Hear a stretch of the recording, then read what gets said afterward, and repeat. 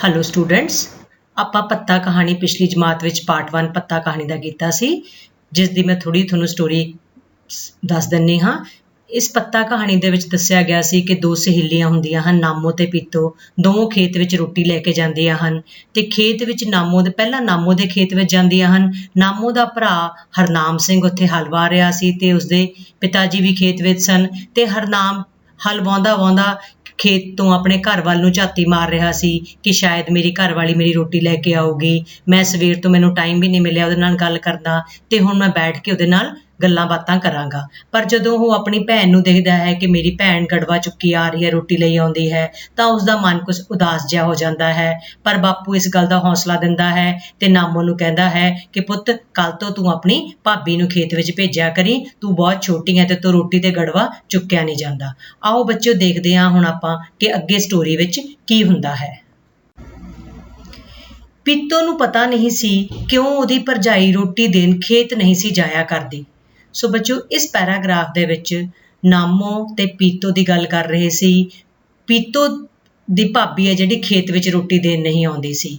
ਸੋ ਉਸਨੂੰ ਨਹੀਂ ਪਤਾ ਸੀ ਕਿ ਉਹਦੀ ਭਾਬੀ ਖੇਤ ਰੋਟੀ ਦੇਣ ਕਿਉਂ ਨਹੀਂ ਆਉਂਦੀ ਹੈਗੀ। ਉਸਦਾ ਭਰਾ ਕਾਲਜ ਪੜ੍ਹਦਾ ਸੀ ਤੇ ਪਿਓ ਹੀ ਕਾਮਿਆਂ ਨਾਲ ਹਲ ਵਾਹੁੰਦਾ ਸੀ। ਜਿੱਥੇ ਕਿ ਆਪਾਂ ਪਹਿਲੇ ਪੈਰਾਗ੍ਰਾਫ 'ਚ ਦੇਖਿਆ ਹੈ ਕਿ ਨਾਮੋ ਦੇ ਖੇਤ ਵਿੱਚ ਜਿੱਥੇ ਨਾਮੋ ਰੋਟੀ ਦੇਣ ਗਈ ਸੀ, ਉੱਥੇ ਉਸਦਾ ਬਾਪ ਤੇ ਉਸਦਾ ਭਰਾ ਹਲ ਵਾਹੁੰਦੇ ਸੀ। ਪਰ ਪੀਤੋ ਦਾ ਭਰਾ ਸੀ ਜਿਹੜਾ ਉਹ ਕਾਲਜ ਪੜ੍ਹਦਾ ਸੀ ਤੇ ਪੀਤੋ ਦਾ ਜਿਹੜਾ ਬਾਪ ਸੀ ਉਹ ਖੇਤ ਵਿੱਚ ਹਲ ਵਾਹ ਰਿਹਾ ਸੀ ਤੇ ਉਸਦੀ ਰੋਟੀ ਦੇਣ ਵਾਸਤੇ ਉਹ ਆਈ ਸੀ ਤੇ ਪਿਓ ਹੀ ਕਾਮੇ ਨਾਲ ਹਲ ਵਾਹੁੰਦਾ ਸੀ। ਉਹਨਾਂ ਦੀ ਰੋਟੀ ਜਾਂ ਪੀਤੋ ਦੀ ਮਾਂ ਲੈ ਜਾਂਦੀ ਸੀ ਜਾਂ ਜਿਸ ਦਿਨ ਪਿਓ ਹਲ ਨਾ ਜਾਵੇ ਉਹ ਜਾਂਦਾ ਸੀ ਤੇ ਕਦੀ ਕਦਾਈ ਪੀਤੋ ਦੀ ਰੌਲ ਵੀ ਆ ਜਾਂਦੀ ਸੀ। ਰੌਲ ਮਤਲਬ ਵਾਰੀ ਆ ਜਾਂਦੀ ਸੀ। ਨਾਮੋ ਦੇ ਬਾਪੂ ਨੂੰ ਵੀ ਪਤਾ ਸੀ ਕਿ ਜੇ ਮੁੰਡਾ ਹਾਲੀ ਨਾ ਹੋਵੇ ਤਾਂ ਵਹੁਟੀ ਰੋਟੀ ਲੈ ਕੇ ਖੇਤ ਨਹੀਂ ਜਾਂਦੀ। ਸੋ ਬੱਚੋ, ਇਹ ਕੁਐਸਚਨ ਇੱਥੇ ਥੋੜਾ ਪੈਰਾਗ੍ਰਾਫ 'ਚ ਉੱਪਰ ਕਿਤੇ ਦੱਸਿਆ ਨਹੀਂ ਗਿਆ। ਇੱਥੇ ਇਹ ਸੀ ਕਿ ਜਦੋਂ ਪੀਤੋ ਤੇ ਨਾਮੋ ਖੇਤ ਵਿੱਚ ਗਈਆਂ ਸੀ ਤਾਂ ਨਾਮੋ ਦੇ ਪਿਤਾ ਨੇ, ਨਾਮੋ ਦੇ ਬਾਪੂ ਨੇ ਪੀਤੋ ਨੂੰ ਪੁੱਛਿਆ, ਕੁੜੇ ਤੇਰੀ ਭਾਬੀ ਰੋਟੀ ਖੇਤ ਕਿਉਂ ਨਹੀਂ ਦੇਣ ਆਉਂਦੀ? ਜਦ ਕਿ ਉਹਨੂੰ ਪਤਾ ਸੀ ਕਿ ਉਹ ਇਸ ਲਈ ਖੇਤ ਵਿੱਚ ਰੋਟੀ ਦੇਣ ਨਹੀਂ ਆਉਂਦੀ ਉਸਦੀ ਭਾਬੀ, ਕਿਉਂਕਿ ਜਿਹੜਾ ਉਸਦਾ ਘਰ ਵਾਲਾ ਹੈ ਉਹ ਤਾਂ ਕਾਲਜ ਪੜ੍ਹਦਾ ਹੈ ਤੇ ਜਿਸ ਦਾ ਘਰ ਵਾਲਾ ਖੇਤ ਵਿੱਚ ਨਾ ਹੋਵੇ ਤਾਂ ਉਹਦੀ ਘਰ ਵਾਲੀ ਕਦੇ ਵੀ ਰੋਟੀ ਲੈ ਕੇ ਨਹੀਂ ਜਾਂਦੀ। ਪਰ ਫਿਰ ਵੀ ਉਹਨਾਂ ਨੇ ਉਸ ਛੋਟੀ ਕੁੜੀ ਤੋਂ ਪੁੱਛਿਆ ਕਿ ਵੀ ਤੇਰੀ ਭਾਬੀ ਰੋਟੀ ਦੇਣ ਕਿਉਂ ਨਹੀਂ ਆਉਂਦੀ। ਪਰ ਉਹਨਾਂ ਨੇ ਸਵਾਲ ਸਿਰਫ ਪੀਤੋ ਨਾਲ ਗੱਲਾਂ ਕਰਨ ਦੀ ਖਾਤਰ ਹੀ ਕੀਤਾ ਸੀ। ਸੋ ਨਾਮੋ ਦੇ ਪਿਤਾ ਨੇ ਪੀਤੋ ਨੂੰ ਕਿਹਾ ਕਿ ਵੀ ਤੇਰੀ ਭਾਬੀ ਰੋਟੀ ਦੇਣ ਕਿਉਂ ਨਹੀਂ ਆਉਂਦੀ ਹੈ। ਪਰ ਜਦ ਕਿ ਉਹਨਾਂ ਨੂੰ ਇਸ ਗੱਲ ਦਾ ਜਵਾਬ ਪਤਾ ਸੀ ਕਿ ਉਹ ਇਸ ਕਰਕੇ ਨਹੀਂ ਆਉਂਦੀ ਕਿਉਂਕਿ ਉਸਦਾ ਜਿਹੜਾ ਘਰ ਵਾਲਾ ਹੈ ਉਹ ਤਾਂ ਕਾਲਜ ਵਿੱਚ ਪੜ੍ਹਦਾ ਹੈ। ਪਤਾ ਨਹੀਂ ਚਾਚਾ, ਪੀਤੋ ਨੇ ਅੱਗੇ ਨਾਲੋਂ ਵੀ ਮਿੱਠੀ ਹੋ ਕੇ ਜਵਾਬ ਦਿੱਤਾ। ਦੋਵੇਂ ਪਿਓ ਪੁੱਤ ਮੁਸਕਰਾਏ ਪਰ ਨਾਮੋ ਤੇ ਪੀਤੋ ਦੋਹਾਂ ਨੂੰ ਅੰਦਰਲੇ ਭਾਵਾਂ ਦਾ ਪਤਾ ਨਾ ਲੱਗਿਆ। ਸੋ ਦੋਵੇਂ ਹਰਨਾਮ ਤੇ ਉਹਦਾ ਬਾਪੂ ਦੋਨੋਂ ਮੁਸਕਰਾਏ ਵੀ ਸਾਨੂੰ ਪਤਾ ਵੀ ਤੇਰੀ ਭਾਬੀ ਕਿਉਂ ਨਹੀਂ ਖੇਤ ਵਿੱਚ ਰੋਟੀ ਦੇਣ ਵਾਸਤੇ ਆਉਂਦੀ। ਪਰ ਦੋਨੋਂ ਕੁੜੀਆਂ ਨੂੰ ਇਸ ਗੱਲ ਦਾ ਕੁਝ ਵੀ ਪਤਾ ਨਾ ਲੱਗਿਆ। ਤੇਰੀ ਭਾਬੀ ਪੀਤੋ ਪੜ੍ਹੇ ਹੋਏ ਦੀ ਬਹੂ ਹੈ, ਉਹ ਨਹੀਂ ਰੋਟੀ ਲੈ ਕੇ ਜਾਂਦੀ, ਨਾਮੋ ਦੇ ਬਾਪੂ ਨੇ ਗੱਲ ਚਬਾ ਕੇ ਕਿਹਾ। ਸੋ ਜਦੋਂ ਨਾਮੋ ਦੇ ਬਾਪੂ ਨੂੰ ਪਤਾ ਲੱਗਿਆ ਕਿ ਇਹਨਾਂ ਨੂੰ ਸਮਝ ਨਹੀਂ ਆਇਆ ਤਾਂ ਉਸਨੇ ਥੋੜੀ ਜਿਹੀ ਗੱਲ ਦੇ ਉੱਤੇ ਖਾਸ ਜ਼ੋਰ ਦੇ ਕੇ ਕਿਹਾ ਕਿ ਤੇਰੀ ਭਾਬੀ ਇਸ ਕਰਕੇ ਰੋਟੀ ਦੇਣ ਨਹੀਂ ਆਉਂਦੀ ਕਿਉਂਕਿ ਜਿਹੜਾ ਉਹਦਾ ਘਰ ਵਾਲਾ ਹੈ ਉਹ ਤਾਂ ਪੜ੍ਹਿਆ ਲਿਖਿਆ ਹੈ, ਉਹ ਤਾਂ ਕਾਲਜ ਜਾਂਦਾ ਹੈ, ਇਸ ਕਰਕੇ ਤੇਰੀ ਭਾਬੀ ਰੋਟੀ ਦੇਣ ਨਹੀਂ ਆਉਂਦੀ। ਨਹੀਂ, ਬੇਬੇ ਨੇ ਕਦੇ ਉਹਨੂੰ ਕਿਹਾ ਹੀ ਨਹੀਂ, ਪੀਤੋ ਨੇ ਆਪਣੀ ਭਰਜਾਈ ਦੇ ਪੱਖ ਵਿੱਚ ਕਿਹਾ। ਸੋ ਪੀਤੋ ਨੂੰ ਲੱਗਿਆ ਸ਼ਾਇਦ ਮੇਰੀ ਭਾਬੀ ਨੂੰ ਬੁਰਾ ਕਹਿ ਰਹੇ ਨੇ ਤੇ ਉਹਨੇ ਆਪਣੀ ਭਾਬੀ ਨੂੰ ਚੰਗਾ ਦਰਸਾਉਂਦੇ ਹੋਏ ਕਿਹਾ ਕਿ ਨਹੀਂ, ਮੇਰੀ ਬੇਬੇ ਕਦੇ ਮੇਰੀ ਭਰਜਾਈ ਨੂੰ ਰੋਟੀ ਵਾਸਤੇ ਕਹਿੰਦੀ ਹੀ ਨਹੀਂ। ਪਰ ਫਿਰ ਚਾਚੇ ਦੀ ਅਕਲ ਅੱਗੇ ਆਪਣੀ ਅਕਲ ਨੂੰ ਨਿਵਾ ਕੇ ਕਹਿ ਦਿੱਤਾ, ਪਤਾ ਨਹੀਂ ਐਵੇਂ ਹੀ ਹੋਊ। ਪਰ ਫਿਰ ਉਸਨੂੰ ਲੱਗਿਆ ਕਿ ਚਾਚਾ ਵੱਡਾ ਹੈ, ਉਹਨੂੰ ਜ਼ਿਆਦਾ ਅਕਲ ਹੈ। ਉਹ ਕਹਿੰਦੀ ਠੀਕ ਹੈ, ਸ਼ਾਇਦ ਇਹੀ ਗੱਲ ਹੋਊਗੀ ਕਿ ਮੇਰੀ ਭਾਬੀ ਹੈ ਜਿਹੜੀ ਪੜ੍ਹੇ ਲਿਖੇ ਦੀ ਬਹੂ ਹੈ ਤੇ ਇਸ ਲਈ ਖੇਤ ਵਿੱਚ ਨਹੀਂ ਆਉਂਦੀ। ਪਿਓ ਪੁੱਤ ਦੋਵੇਂ ਹੱਸ ਪਏ ਤੇ ਨਾਮੋ ਤੇ ਪੀਤੋ ਵੀ ਕੁਝ ਮੁਸਕਰਾਈਆਂ। ਇਸ ਤੇ ਹਰਨਾਮ ਸਿੰਘ ਹੋਰੀ ਤਾਂ ਰੋਟੀ ਖਾਂਦੇ ਰਹੇ ਤੇ ਨਾਮੋ ਤੇ ਪੀਤੋ ਕੇ ਮੁਰੱਬੇ ਨੂੰ ਤੁਰ ਪਈਆਂ। ਜਾਣੀ ਕਿ ਹੁਣ ਉਸ ਤੋਂ ਬਾਅਦ ਉਹ ਰੋਟੀ ਖਾਂਦੇ ਰਹੇ ਤੇ ਉਸ ਤੋਂ ਬਾਅਦ ਦੋਨੋਂ ਕੁੜੀਆਂ ਪੀਤੋ ਦੇ ਖੇਤ ਵਿੱਚ ਲੈ ਗਈਆਂ ਕਿਉਂਕਿ ਨਾਮੋ ਦੇ ਤਾਂ ਪਿਤਾ ਦੇ ਭਰਾ ਦੀ ਰੋਟੀ ਦੇ ਦਿੱਤੀ ਸੀ, ਹੁਣ ਪੀਤੋ ਦੇ ਖੇਤ ਵਿੱਚ ਰੋਟੀ ਦੇ ਕੇ ਆਉਣੀ ਸੀ। ਇੱਕ ਕਿੱਲੇ ਕੁ ਦੀ ਵਿੱਥ ਤੇ ਜਾ ਕੇ ਪੀਤੋ ਨੇ ਨਾਮੋ ਨੂੰ ਪੁੱਛਿਆ, ਕਿੱਲੇ ਕੁ ਦੀ ਵਿੱਥ ਤੇ ਥੋੜੀ ਦੂਰ ਜਾ ਕੇ, ਕੁੜੇ ਕਾਹਤੇ ਤੇਰੀ ਭਾਬੀ ਰੋਟੀ ਦੇਣ ਨਹੀਂ ਆਉਂਦੀ? ਸੋ ਦਿਮਾਗ ਉਹਦਾ ਫਿਰ ਉੱਥੇ ਹੈ, ਕਹਿੰਦੀ ਵੀ ਤੇਰੀ ਭਾਬੀ ਫਿਰ ਵੀ ਮੈਨੂੰ ਸਮਝ ਨਹੀਂ ਆਉਂਦੀ ਕਿ ਉਹ ਰੋਟੀ ਦੇਣ ਕਿਉਂ ਨਹੀਂ ਆਉਂਦੀ। ਨਾਮੋ ਨੂੰ ਵੀ ਪਤਾ ਨਹੀਂ ਸੀ ਪਰ ਉਹਨੇ ਇੱਕ ਤਰਕੀਬ ਸੋਚੀ। ਸੋ ਦੋਨਾਂ ਨੂੰ ਨਹੀਂ ਸੀ ਪਤਾ ਕਿ ਉਹ ਕਿਉਂ ਨਹੀਂ ਆਉਂਦੀ ਤੇ ਉਹਨਾਂ ਨੇ योजना बनाई, भलके मतलब कल तो पीतो तू अपनी भाभी नूं भी रोटी देण आई, मैं भी अपनी भाभी नाल आऊंगी, जे तेरी भाभी ना तुरी तां पुछी काहतों नहीं तुरदी। वो कहंदे ठीक है, तू भी अपनी नामो तू भी अपनी भाभी नूं ले आई ते मैं भी अपनी भाभी नूं कहांगी कि नामो दी भाभी भी जा रही है, तू भी मेरे नाल चल, जे वो नहीं आएगी तां आपां उस तों पुछांगे भी की कारण है ਉਹ क्यों नहीं जाती। चंगा पीतो नूं भी कुछ गल जच गई, ਉਹਨੂੰ भी चंगा लग्या, पर फिर बोली तेरी मां ने ਤੁਹਾਨੂੰ ਦੋਹਾਂ ਨੂੰ नहीं तोड़ना। ਉਹ ਕਹਿੰਦੀ ठीक है, मेरी ਤਾਂ मां मेरी ਤੇ मेरी भाभी ਨੂੰ ਤੋੜ देगी, पर तेरी मां थोड़ी ਕੱਬੇ ਸੁਭਾਅ ਦੀ है ना, गुस्से वाले ਸੁਭਾਅ ਦੀ है, ਉਹਨੇ ਤੈਨੂੰ ਨਾਲ नहीं तोड़ना।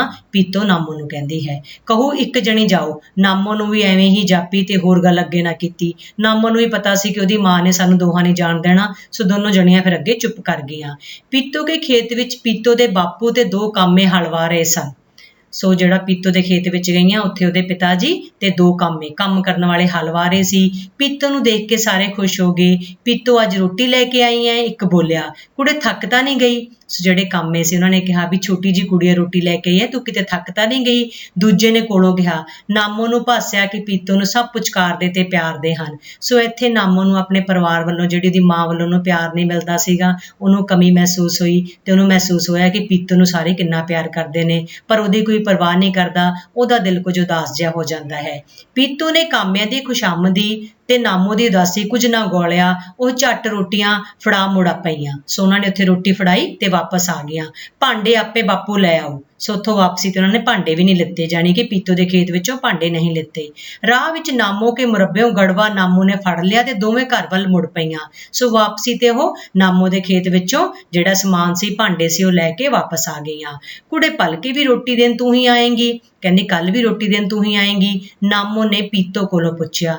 ਨਹੀਂ ਭੈਣੇ, ਮੈਂ ਤਾਂ ਅੱਜ ਥੱਕ ਗਈ ਹਾਂ। ਪੀਤੋ ਥਕੇਵੇਂ ਦਾ ਸਾਹ ਭਰ ਕੇ ਬੋਲੀ ਕਿ ਬਹਿ ਕੇ ਆਰਾਮ ਲੈ ਲਈਏ।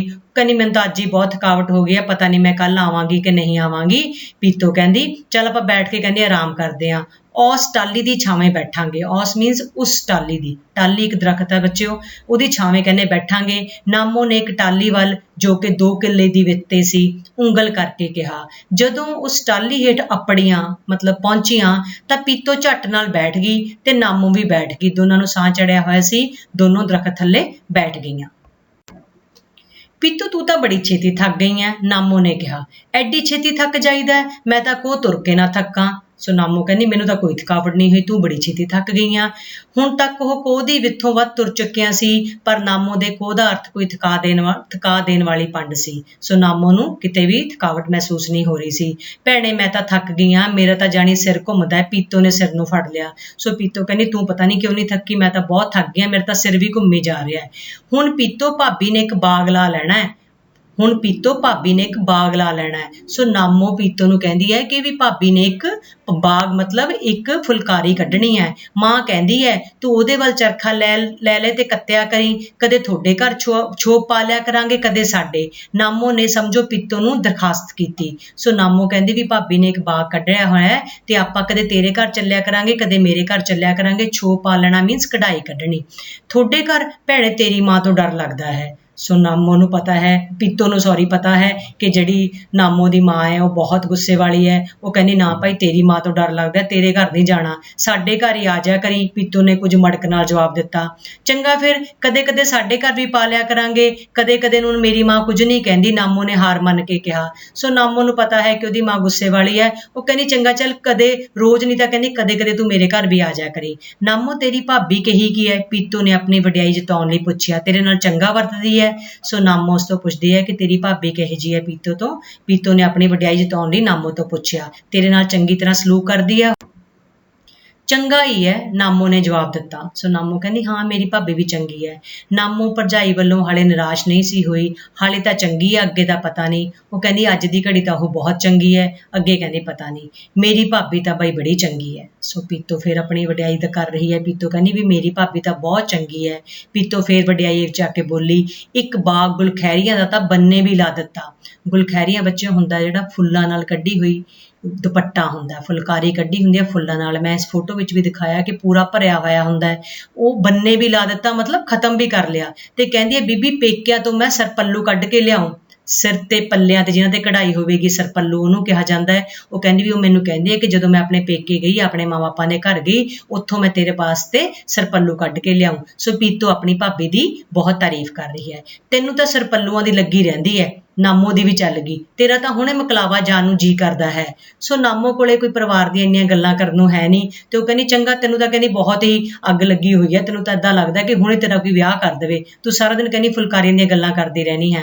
ਕਿਧਰੇ ਦੀ ਕਿਧਰੇ ਹੀ ਗੱਲ ਲੈ ਜਾਂਦੀ ਹੈ। ਪੀਤੋ ਨੇ ਸ਼ਰਮਿੰਦੀ ਹੋ ਕੇ ਜਵਾਬ ਦਿੱਤਾ। ਉਹ ਕਹਿੰਦੀ ਤੂੰ ਤਾਂ ਪਤਾ ਨਹੀਂ ਕਿੱਥੋਂ ਦੀ ਕਿੱਥੋਂ ਗੱਲ ਲੈ ਜਾਂਦੀ ਹੈ, ਮੈਂ ਕੀ ਗੱਲ ਕਰ ਰਹੀ ਹਾਂ ਤੇ ਤੂੰ ਕੀ ਕਰ ਰਹੀ ਹੈ। ਚੰਗਾ ਫਿਰ ਉੱਠ ਚੱਲੀਏ, ਧੁੱਪ ਚੜ੍ਹਦੀ ਹੈ। ਨਾਮੋ ਇਹ ਕਹਿ ਕੇ ਗੜਵਾ ਚੁੱਕ ਕੇ ਉੱਠ ਖੜੀ ਹੋਈ। ਸੋ ਉਹਨੇ ਜਿਹੜਾ ਲੱਸੀ ਵਾਲਾ ਗੜਵਾ ਸੀ ਉਹ ਚੁੱਕ ਲਿਆ ਤੇ ਅੱਗੇ ਤੁਰ ਪਈ। ਪੀਤੋ ਵੀ ਉੱਠੀ ਤੇ ਦੋਵੇਂ ਘਰ ਵੱਲ ਟੁਰ ਪਈਆਂ। ਕੁੜੇ ਆਪਾਂ ਇਸ ਬੁੜੀ ਨੂੰ ਨਾਲ ਰਲਾ ਲਈਏ। ਸੋ ਹੁਣ ਉਹ ਰਸਤੇ ਜਾਂਦੀਆਂ ਕਹਿੰਦੀਆਂ ਨੇ ਕੋਈ ਪਿੱਛੇ ਬੁੜੀ ਆ ਰਹੀ ਹੈ ਕਿ ਆਪਾਂ ਉਸ ਬੁੱਢੀ ਨੂੰ ਆਪਣੇ ਨਾਲ ਮਿਲਾ ਲਈਏ। ਪੀਤੋ 2 ਕਦਮ ਤੁਰ ਕੇ ਪਿੱਛੇ ਆਉਂਦੀ ਬੁੱਢੀ ਵੱਲ ਇਸ਼ਾਰਾ ਕਰਕੇ ਬੋਲੀ, ਕੱਲਿਆਂ ਨੂੰ ਤਾਂ ਆਪਾਂ ਨੂੰ ਸੜਕ 'ਚੋਂ ਡਰ ਲੱਗੂ।